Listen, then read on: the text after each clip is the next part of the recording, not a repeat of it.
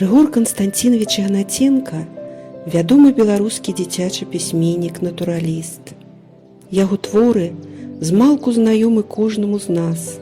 Буквар, школьныя падручнікі, зборнікі і анталогіі твораў аб прыродзе – гэта тыя самыя кнігі, па якіх мы вучыліся чытаць і пазнавалі сваю родную мову, культуру, краіну. Нарадзіўся Рыгор Канстанціновіч Ігнаценка 20 лістапада 1930 года у вёсцы Вусаўка Касцюковіцкага раёна Магілёўскай вобласці. Пасля 1938 года вёска называлася Прудок, але ў выніку аварыі на Чарнобыльскай АЭС яна апынулася ў зоне радыеактыўнага забруджвання. У 1991 годзе жыхары былі пераселены, вёска пахавана. Нялёгкім было дзяцінства малога Рыгоркі. Вельмі рана давялося яму паспрабаваць горкі сірочы хлеб. У 4гадовым узросце ён страціў бацьку, а праз 3 гады у 1937 і маці. 7гадовы Рыгорка і яго малодшая сястрычка Марыя засталіся адны. Ніхто з родных не змог узяць да сябе асірацелых дзяцей. Дзядзька хлопчыка адвёз іх сястрой у спецыяльны дзіцячы дом камунары, які знаходзіўся ў вёсцы Пралетарская камуна, з 1946 года вёска Муравілля, што непадалёку ад Касцюковіч. Можна сказаць, што хлопчыку пашчасціла. Дзіцячы дом яму спадабаўся бадай з першай хвіліны. Будынак размяшчаўся амаль на ўскрайку паселішча.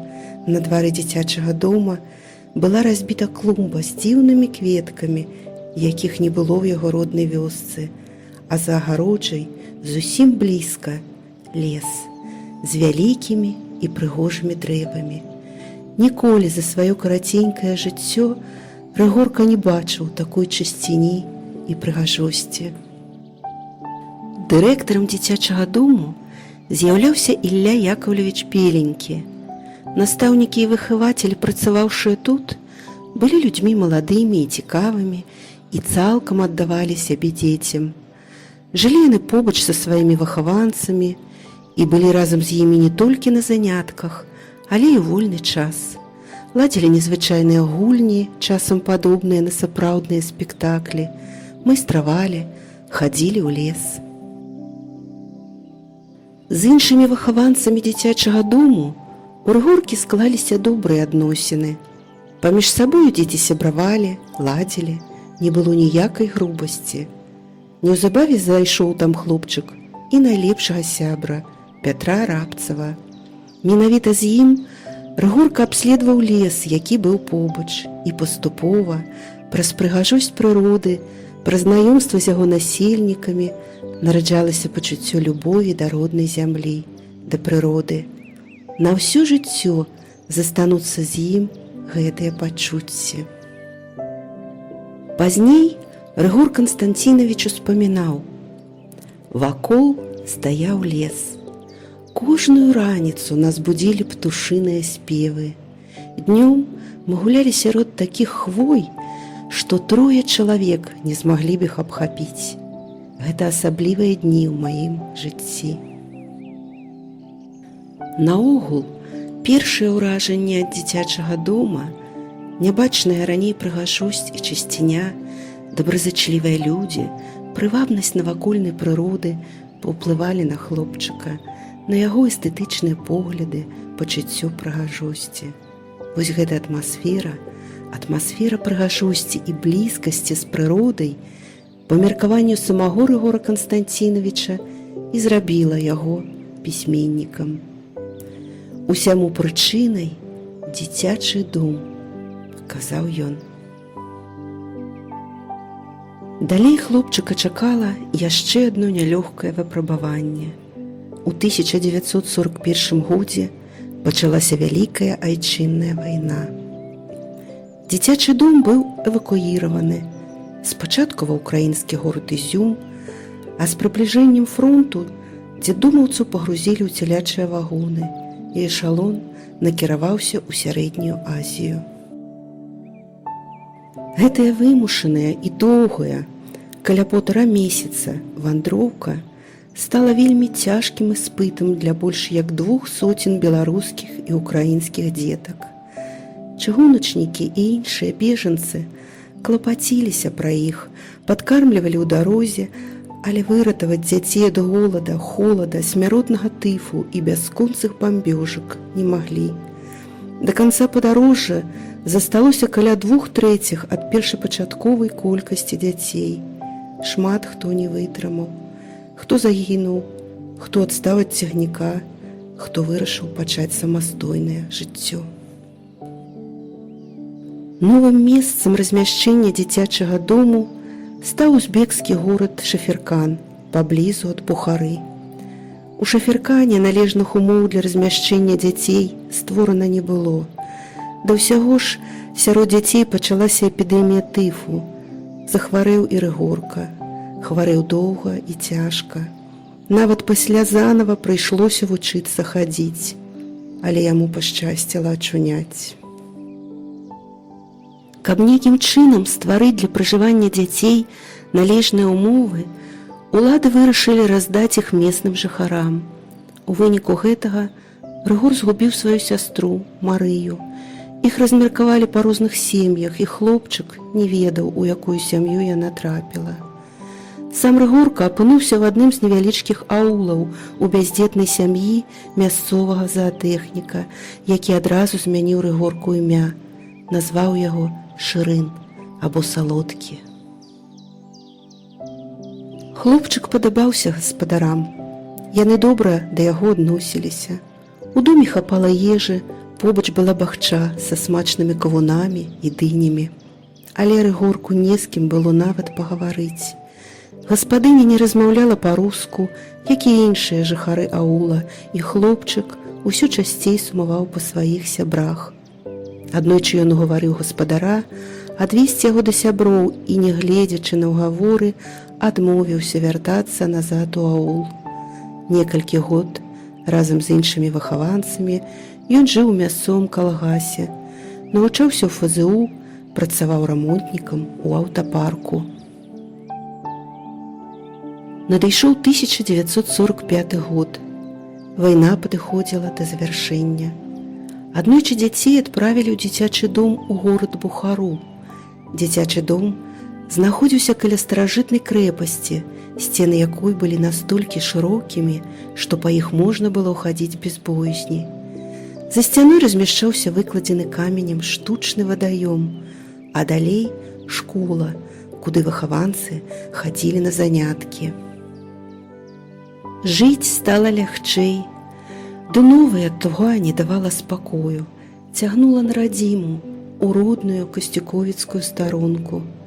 Вакол бясконца стэп і пясок, а хлопец марыў аб зялёным лесе, неабхватных векавых дрэвах, спевах птушак па раніцах.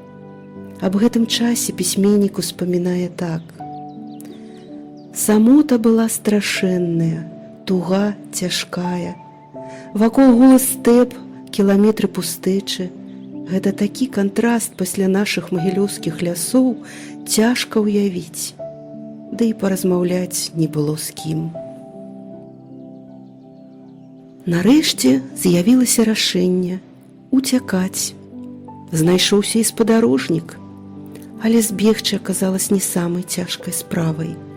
З перапынкамі дабраліся да Ташкенту і апынуліся ў міліцыі, потым у дзіцячым размеркавальніку. І зноў уцёкі, і зноў размеркавальнік, але ўжо больш жорсткі, амаль турма у горадзе Ашхабадзе.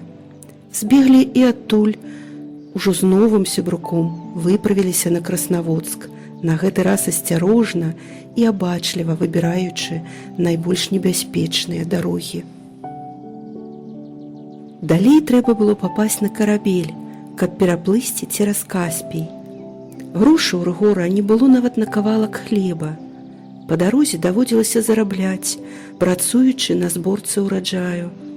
Месца на караблі Рыгор аплаціў грашыма, якія выручыў, прадаўшы белы касцюмчык, атрыманы ім у якасці прэміі за збор уроку ў адным з ашхабадскіх калгасаў. Пасля бяссоннай ночы і непрывычнай качцы раніцай прыйшлі да берагу і апынуліся ў азербайджанскім баку. Праз некалькі дзён бадзяння каля чыгуначнага вакзала адзін з мясцовых беспрытульнікаў параіў, як можна без білету сесці на цягнік. Усё атрымалася, і ўцекачы паехалі да Ростова. Яшчэ не раз даводзілася перасаджвацца на іншыя цягнікі, ехаць на даху вагонаў у голадзе і холадзе. Шмат Рыгорку прыйшлося пабачыць і выцерпець у сваіх блуканнях, і ўсё ж ногі прывялі яго на родную Касцюкоўшчыну. Заскочыўшы на станцыі Камунары і пешшу пераадолеўшы 1 кіламетр старога шляху, нарэшце дабраўся да свайго роднага дзіцячага дому. Па дарозе да Беларусі Рыгор бачыў шмат разбурэнняў, але будынак дзіцячага дому не быў разбураны.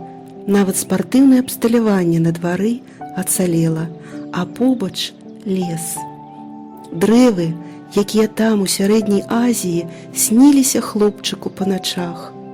Палашчыўшыся з дрэвамі, Рыгорка ўпершыню за доўгі час даў волю слязам. Першы, каго тут сустрэў былы выхаванец, быў даваенны піянер-важаты Іван Абрамавіч Бондар. Ён распавёў Рыгорку ўсе сумныя навіны. Аб згарэўшым у танку на фронце дырэктары Ілле Яковлевічы Беленькім, загінуўшым настаўніку Алесю Карпавічу. Ніякіх дакументаў у хлопчыка не было, але ён быў свой, яго тут ведалі, таму прынялі і без дакументаў. Яшчэ год Рыгорка выхоўваўся ў дзіцячым доме. У 1946 годзе ён паступае ў рамеснае вучылішча нумар 10 у горадзе Магілёве, пасля заканчэння якога з 1948 па 1951 год працуе слесарам на будаўніцтве аўтазавода ў Мінску. У гэты ж час з'явілася новае захапленне – музыка. Пачаў іграць на гармоніку. І зноў жа дзякуючы дзіцячаму дому. Там выдатна іграў на гармоніку музычны кіраўнік Савелій Максімавіч Шупянькоў. Падчас працы на аўтазаводзе Рыгор наведвае вячэрнюю музычную школу і бярэ ўрокі баяну ў суседа па інтэрнаце. У 1951 Рыгора прызвалі на службу ў савецкую армію. Службу праходзіў у горадзе Хмельніцкі ва ўкраіне. Нават там, у любую вольную хвіліну, ён займаецца музыкай. Праз 3 гады і 7 месяцаў службы Рыгор вяртаецца ў Мінск і неспадзявана для сябе аказваецца мастацкім кіраўніком у дзіцячым доме ў Ратамцы, дзе і працуе з 1954 па 1956 год.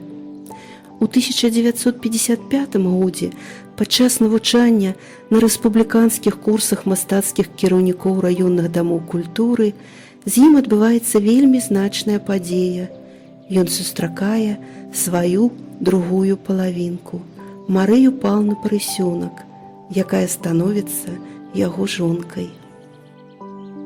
Марыя Паўлаўна працавала піянер-важатай у дзіцячым доме вёсцы Паплавы Бярэзінскага раёну Мінскай вобласці. Менавіта ў гэту вёску і адправілася маладая сям'я ў 1956 годзе. Тут яны пражылі больш як паўвека. Тут яны нарадзілі і вырасцілі 2 дачок – Галіну і Тацяну. Тут, у Паплавах, у 1957 годзе Рыгор пачынае працаваць настаўнікам музыкі і спеваў у мясцовай сярэдняй школе. Новае месца жыхарства адразу ўразіла і захапіла Рыгора. Раптам ён апынуўся ў сваіх дзіцячых марах і снах. Толькі зараз усё гэта было наяве. Бяскрайнія лясы з магутнымі векавымі дрэвамі, Вялікія і малыя прыгожыя азёры, рэкі, палі і лугі. А колькі звяроў і птушак, колькі цікавых сустрэч і адкрыццяў. Ён трапіў у сваю стыхію. Са слоў пісьменніка. Тут я акунуўся ў родную стыхію, адразу ж набыў стрэльбу і захапіўся паляваннем, рыбалкай. Люблю хадзіць у грыбы і ягады або проста гуляць па лесе. Лес, луг, рака вабілі і цягнулі да сябе. Паляванне і рыбалка сталі вялікімі захапленнямі. Ні дня не абходзілася без паходу ў лес ці на рэчку. Але паляваць і рыбачыць ён ішоў найхутчэй дзеля назіранняў і ўражанняў. Усё, што бачыў навокал, радавала сэрца і наталяла душу. Паступова прыйшло да Рыгора і захапленне мастацкім словам. Чытаў многа, але сярод прызнаных творцаў заўсёды выбіраў сваіх прыродазнаўчых майстроў мастацкага пісьма. Віталія Біянкі, Мікалая Сладкова, Барыса Жыткова, Уладзіміра Салаухіна і іншых. Адным з самых любімых пісьменнікаў стаў Міхаіл Прышвін. Навакольная прыгажосць, блізкасць да прыроды, невычэрпныя жыватворныя літаратурныя крыніцы, з якімі пашчасціла пазнаёміцца ў гэты час, абудзілі ў яго асабісты літаратурны талент. У 1956 годзе Рыгор Ігнаценка напісаў сваё першае апавяданне, якое было надрукавана ў дзіцячай газеце «Зорька». У аснову аповеду аб вароне Глашы футбалістцы лёг сапраўдны выпадак, які адбыўся з Рыгоркам падчас яго знаходжання ў дзіцячым доме. З 1961 года друкуецца рэгулярна ў розных перыядычных выданнях. Было шмат публікацый у часопісах «Бярозка», «Вясёлка», газетах «Піянер Беларусі», «Літаратура і мастацтва», раённай газеце «Бярэзінская панарама». Гэта быў толькі першы крок пісьменніка ў літаратуру. У 1964 годзе у выдавецтве «Беларусь» выйшаў першы зборнік маладога пісьменніка пад назвай «Лясныя тынкоўшчыкі». У кнігу ўвайшлі апавяданні, якія ўжо былі раней надрукаваны ў розных газетах і часопісах. А ў 1965 годзе з друку выходзіць другі зборнік апавяданняў «Урок у лесе». Першая песня. У гэты веснавы дзень мяне ўсё чамусьці страшэнна хвалявала. І першая пяшчотная зеляніна, што тонкім вязьмом абазначала звілістую сцежку ў лесе, і звонкія трэлі жаваранку ў высокім блакітным небе, і кнігука, якая самааддана кулялася над мокрай нізінкай на краі поля. Ды ўсё крычала: «Кігі, кігі!» Мне здавалася, што ў гэты цудоўны дзень абавязкова павінна нешта адбыцца. Але што менавіта гэта я не ведаў. Баючыся упусціць гэта нешта, я запытальна пазіраў у празрыстыя лужыны расталай вады з кволай траўкай на дне. Дакрануўся да юных бярозак, на якіх ужо лопнулі пупышкі, але яшчэ не паспелі разгарнуць свае ліпкія зялёныя лісцікі да мяккіх пуховак на вербалозе. Я абышоў у лесе ўсе свае улюбленыя месцы. У кожны зацішны куток зазірнуў, але гэтае нешта ніяк не знаходзілася. Усё тое, што я бачыў і чуў, здавалася, было не тым, што я шукаў. Нарэшце я ўвайшоў у звонкі барок. Увесь укрыты белымі кветкамі кураслепу. Спыніўся і далей не з месца. Хачу скрануцца, ды не магу, быццам мае ногі ў зямлю ўраслі. Значыць, гэта нешта тут. Менавіта ў гэтым квяцістым барку, толькі дзе яно? Ку-ку! Раптам гучна пракацілася над борам песні зязюлі. Вось і збылося. З палёгкай уздыхнуў я. быццам скінуў з плячэй цяжкую ношу. Ну, вядома ж, зязюльчынай песні не хапала гэтаму крыштальнаму веснавому дзяньку. І вось яна прагучала, першая ў гэтым годзе песня зязюлі.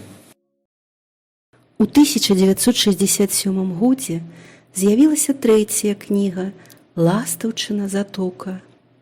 У ёй змешчана 26 апавяданняў і замалёвак, складзеных паводле вандровак аўтара ў прыроду. У наступным зборніку «Рабчыкі спяваюць», выдадзеным у 1970 годзе, расказваецца аб харастве і таямніцах прыроды. На сваім асабістым прыкладзе аўтар навучае чытача бачыць гэта хараство і гэтыя таямніцы. Чэрвеньскі луг. Ці даводзілася вам у чэрвені на лузе быць? Вядома ж, былі. А ці заўважалі, як ён расфарбаваны?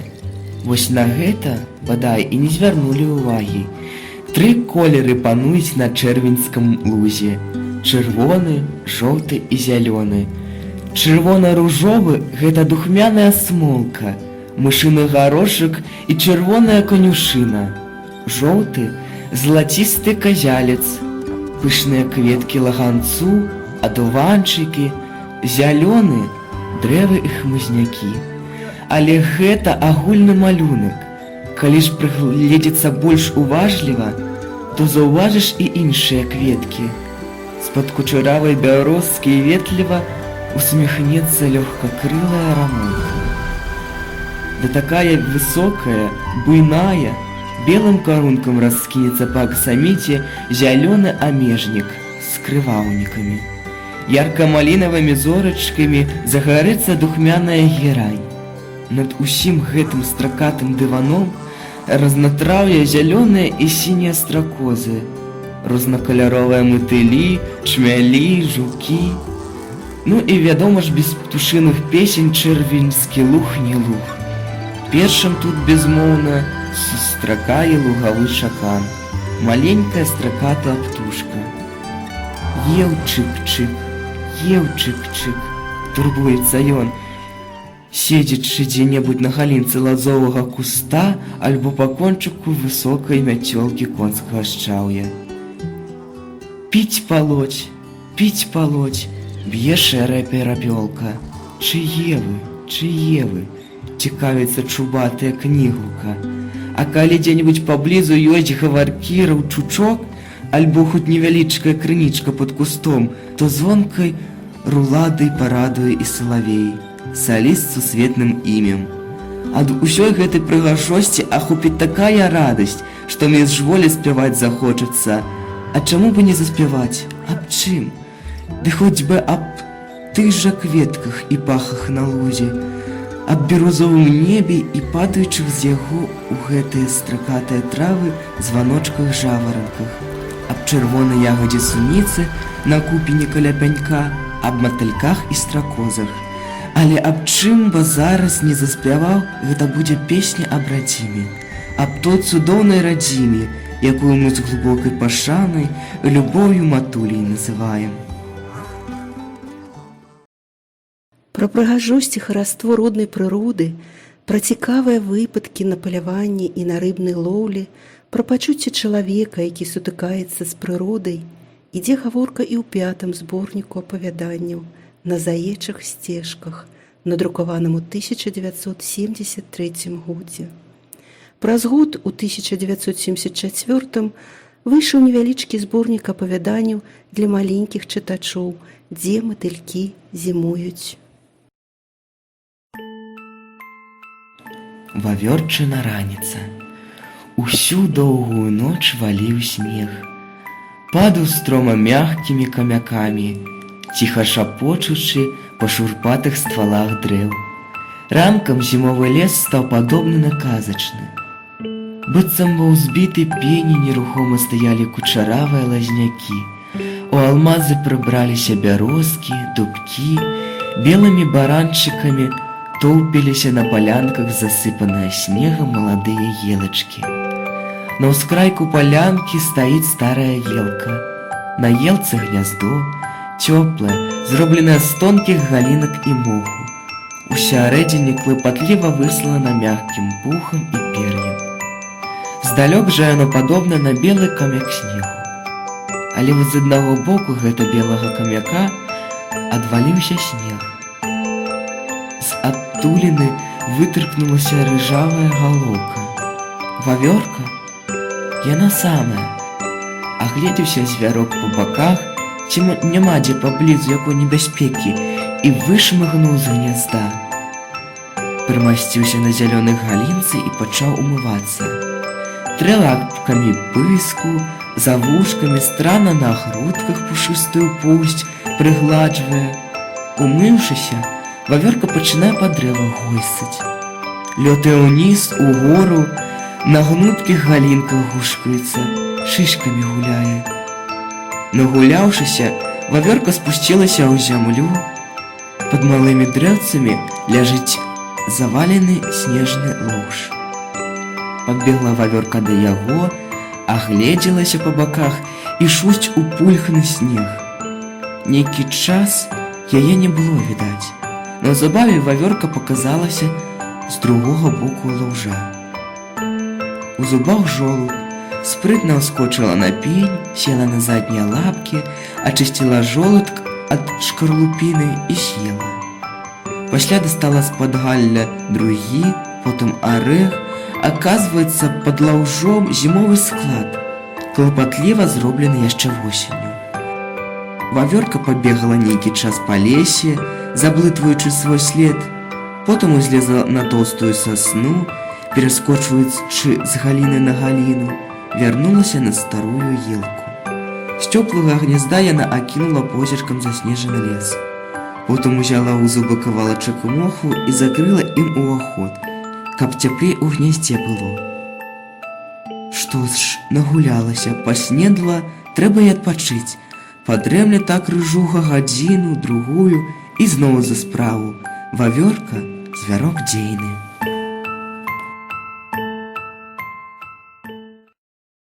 1976 год адзначыўся выданнем наступнага цудоўнага зборніку апавяданняў і замалёвак «Бярозавы шэпт». У кнізе змешчаны назіранні за жыццём лясоў, балот, лугоў і палёў ва ўсе поры года. Замалёўкі пра птушак і звяроў – першыя прыкметы вясны. Аўтар зноў вядзе нас у прыгожы і непаўторны свет, вучыць бачыць і разумець прыроду, берагчы яе. Бярозавы шэпт. Што можа быць цудоўней за бярозавы гай? Колькі ў ім прасторы і святла.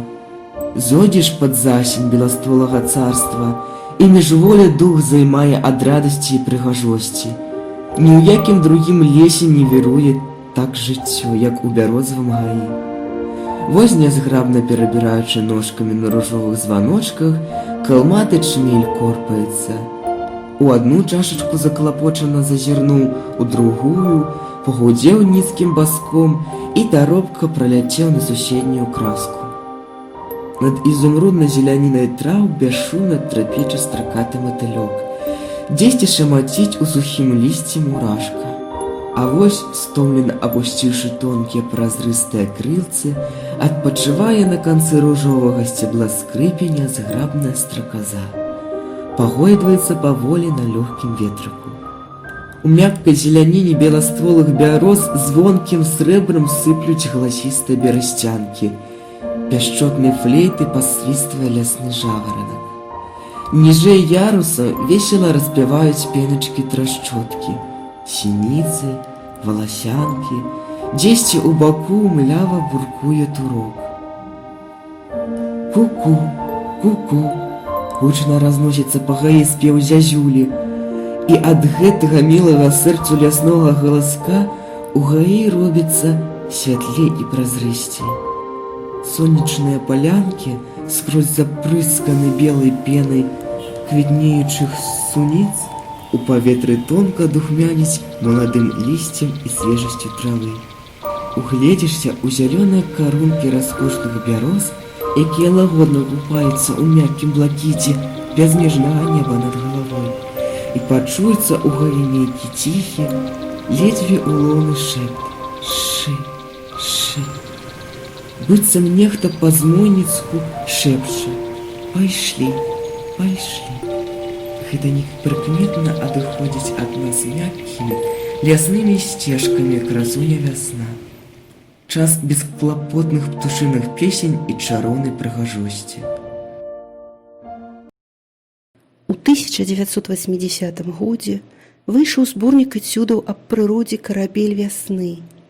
У прадмове да кнігі аўтар піша: «Гэту кніжачку я збіраў на цёплых веснавых палянках, задуменных асенніх палях і сенажацях, ціхіх рачулках і балотцах. Вось тое, што ў гэтых вандроўках усхвалявала альбо чымсьці зацікавіла, звярнула на сябе ўвагу, прымусіла засяродзіцца і легла ў аснову замалёвак аб нашай цудоўнай беларускай прыродзе». У 1981 годзе з'явіўся зборнік твораў «У зімовым садку». Рамонкавае поле. Яшчэ зусім нядаўна тут залатым калоссем шумела высокая збажына, а над ёй у блакіце высокага неба няўзмоўклымі званочкамі ліліся песні вясёлых жаўрукоў. У канцы лета жыта зжалі, па ўсім полі узняліся залацістыя сцірты душыстай саломы, і амаль на кожнай птушка сядзіць: варона, сарока альбо канюк. І вось у адно вераснёўскае ранне увесь ржэўнік раптам застракацеў белымі рамонкамі. Летам густая збажына ўсё цяпло забірала, не давала кветкам узняць да сонца свае бела-жоўтыя галоўкі. А калі збажыны не стала, рамонкі дыхнулі на поўныя грудзі свежым вераснёўскім паветрам і дружна застракацелі на пачарнелым пад дажджамі ржэўніку. Гэта было вельмі прыгожае відовішча. Усе пералётныя птушкі, якія спяшаліся на поўдзень, берасцянкі, дразды, канаплянкі, садзіліся адпачываць менавіта на рамонкавае поле. А аднойчы нават журавы прыпыніліся на ім, хоць поле тое блізка знаходзіцца ад вёскі. Вялікія, шэрыя птушкі паважна пахаджвалі, задуменна пазіраючы па баках. Здалёк здавалася, быццам не журавы, а жвавая вясковая дзятва рассыпалася па чэрвенскім лузе, збіраючы духмяныя кветкі. Літаратурны талент Рыгора Ігнаценкі быў прызнаны калегамі-пісьменнікамі. І ў 1993 годзе Рыгор Канстанцінавіч быў прыняты ў Саюз пісьменнікаў Беларусі. Пасля даволі вялікага перапынку з друку выйшлі две наступныя кнігі пісьменніка: «Песня Івалгі» ў 1998 годзе і зборнік апавяданняў «Сінічая пара». У гэтых кнігах, як і ва ўсіх папярэдніх, аўтар вядзе чытача па лясных сцежках, дзе чуецца ціхае бруенне крыніц, да знаёмства з дрэвамі, птушкамі і звярамі бярэзінскага краю. Нараджэнне раніцы. Яшчэ толькі 3 гадзіны раніцы, а руплівай ластаўцы ўжо не спіцца.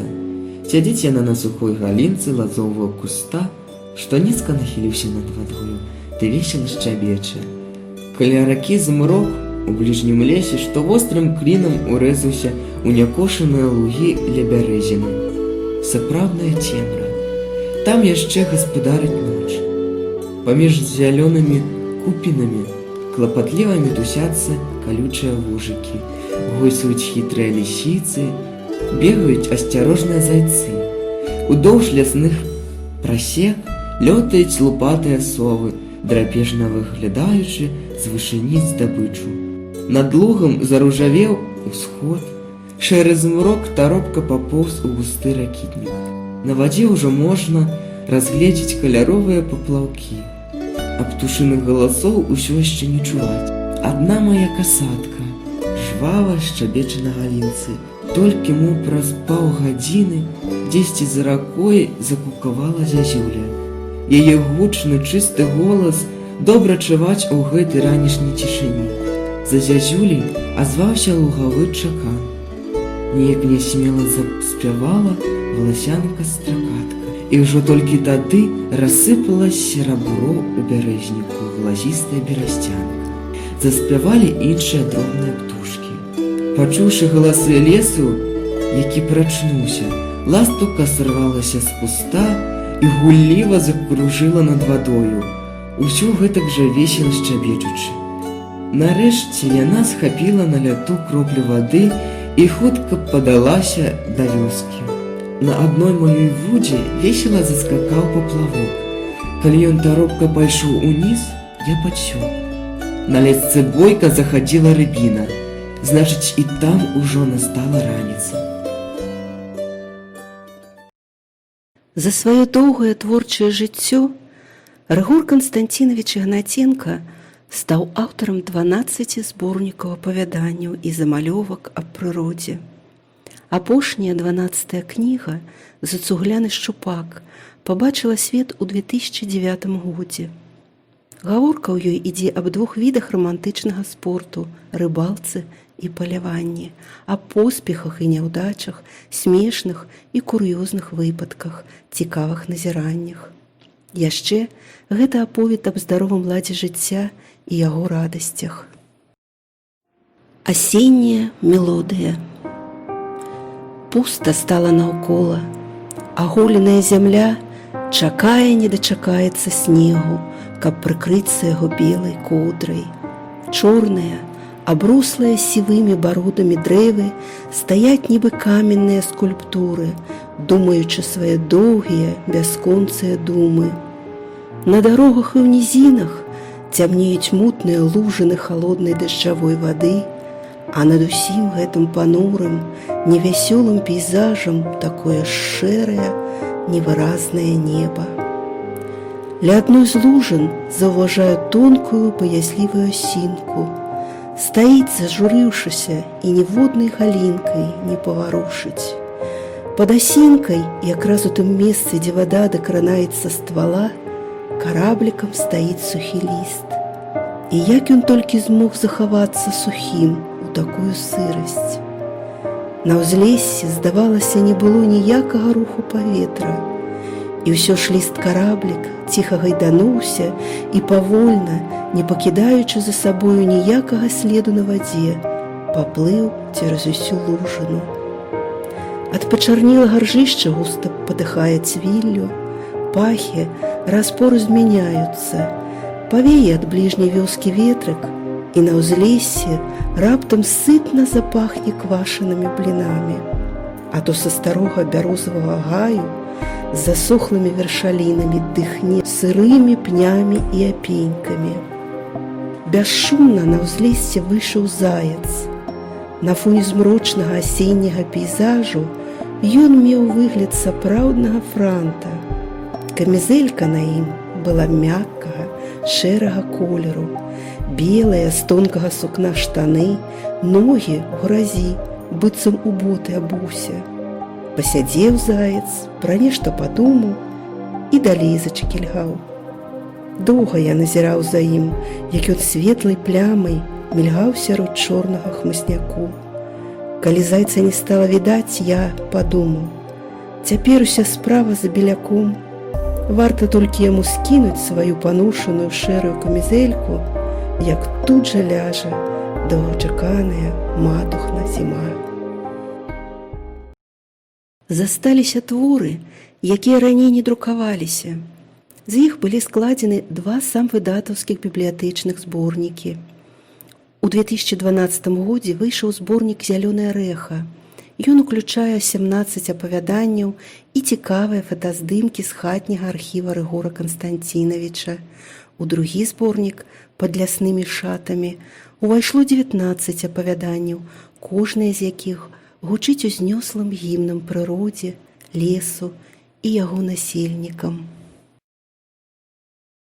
Усе творы Рыгора Ігнаценкі напісаны на роднай мове і прысвечаны роднай зямлі, яе прыгажосці, яе скарбам і таямніцам. Лепшыя апавяданні пісьменніка былі ўключаны ў падручнікі для пачатковых класаў, дзіцячыя чытанкі. Можна сказаць, што ўсе мы вучыліся чытаць, любіць родную зямлю, у тым ліку і па творах Рыгора Канстанцінавіча.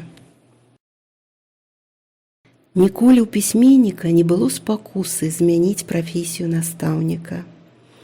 Дыпламаваны спецыяліст, які завочна закончыў у 1980 годзе музычны факультэт Народнага універсітэту мастацтв у Маскве, 34 гады свайго жыцця аддаў гэтай прафесіі.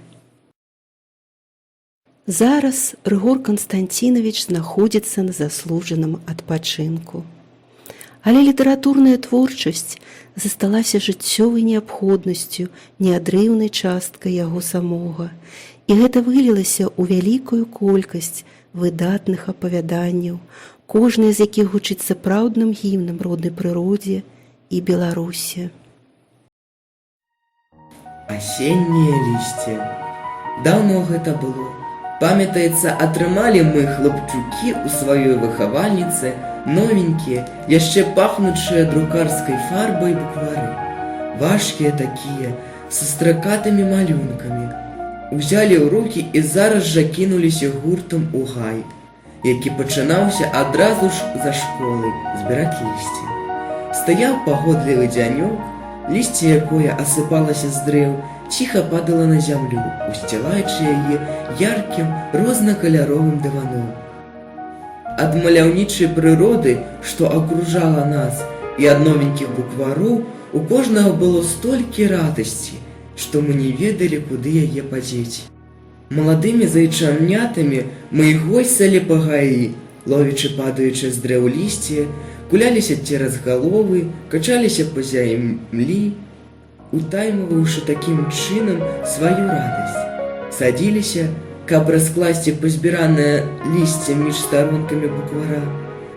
Гэта было маё першае знаёмства з асеннім лісцем, бо неяк сталася так, што да таго часу яно для мяне быццам не існавала. Я яго проста не заўважаў. Далёка ў мінулае адышоў той памятны асенні дзень, а я кожную восень хажу ў лес, і нібы той самы бесклапотны хлапчук усё гэтак жа асенняму лістападу радуюся. Правда, я не бегу, як тады, па гаі і праз галаву, вядома, не куляюся, а проста сяджу ў лесе і маўчу. Вось і ў гэты раз сядзеў я ціха на пні і любаваўся асенняй прыгажосцю. Асенняе лісце, колькі яго тут было на палянцы, і якіх толькі колераў цяжка апісаць. Па ўсяму відно, што ноччу па-гаспадарчу свавольнік вецер пераблытаў у лесе ўсе карты. Таму пад рыжым шатром каржакаватага дуба яркімі вугольчыкамі гарэлі барвовыя лісты асіны, а пад чырвонай асінай колеру дзяругі дубовая. Пад злацістым клёнам бурае лісце рабіны, зеленаватыя жоўтыя вярбы, лімонныя бярозы. Усё гэта стварала непаўторную гаму прыгажосці, ад якой цяжка восенню ў лесе вока адвесці. Як сапраўдны мастак, шырокімі мазкамі малюе аўтар улюбёныя краявіды роднай старонкі, такія шчымліва знаёмыя краскі беларускай прыроды. Яго лаканічная, простая і зразумелая проза вабіць і мілуе сэрца, а чарговая сустрэча з прыгожай роднай беларускай мовай надоўга пакідае самыя прыемныя пачуцці. Нездарма землякі празвалі пісьменніка наш беларускі Прышвін. У сваіх творах Рыгор Канстанцінавіч натхнёна і з вялікай любоўю апявае бярэзінскую зямлю, якая стала для яго другой радзімай. І мы ведаем яго у першую чаргу як песняра бярэзінскага краю.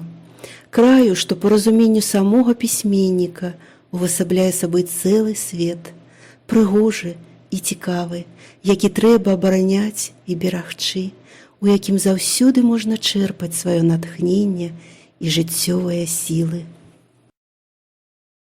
Кнігі Рыгора Канстанціновича Ігнаценкі былі выдадзены агульным тыражом каля 500 000 экземпляраў і зрабілі яго вядомым на ўсю краіну дзіцячым пісьменнікам-натуралістам, прынеслі любоў і павагу землякоў.